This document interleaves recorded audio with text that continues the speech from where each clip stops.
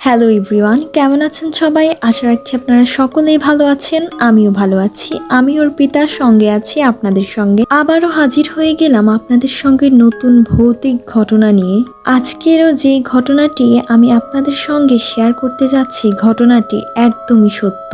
যেহেতু আমিও নোয়াখালীতে থাকি, তাই এই ঘটনাটি নোয়াখালীকে ঘিরেই রয়েছে। আজকের সত্য ভৌতিক ঘটনাটির নাম হচ্ছে নোয়াখালীর সেই বাংলো।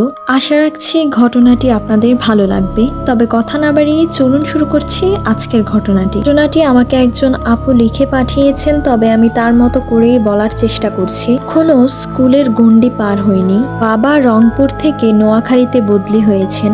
স্কুল জীবনের বন্ধুত্ব খুবই প্রগাঢ় হয়। বুকে কষ্ট নিয়ে এখানকার বন্ধুদের ছেড়ে যাচ্ছি। তার মধ্যে স্টেশনে আবার সবাই বাবার জন্য কান্নাকাটি করছিল। সৎ ও নিরপেক্ষ হিসেবে বাবার অনেক সুনাম ছিল। ফলে বাবার মনও কষ্ট।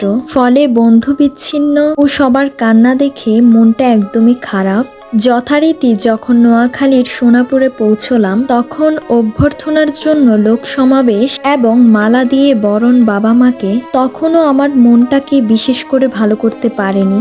সোনাপুর জেলায় সব বড় অফিসারদের বাংলো, ডিসি, এসপি, জেলা জজ, ডিসি সার্জন সবারই বাংলো। মাঝখানে শান বাঁধানো ঘাটের দিঘি, বাড়িগুলোর দেয়াল বেতের, মেঝে পাকা এবং ছাদ অ্যাসফাবেটের, সুন্দর চত্বর এবং বড় গেট দিয়ে যখন ঢুকলাম তখন ভিন্নধর্মী প্যাটার্ন দেখে খুবই ভালো লাগলো। একটু রাত হয়েছিল, খাওয়া দাওয়া করতে করতে বেশ রাত হয়ে গিয়েছিল। ঘুমোতে যাব এমন সময় মনে হলো ছাদের উপর কেউ যেন কাউকে চাবুক দিয়ে মারছে, আর অজানা সেই মহিলা চিৎকার করছে।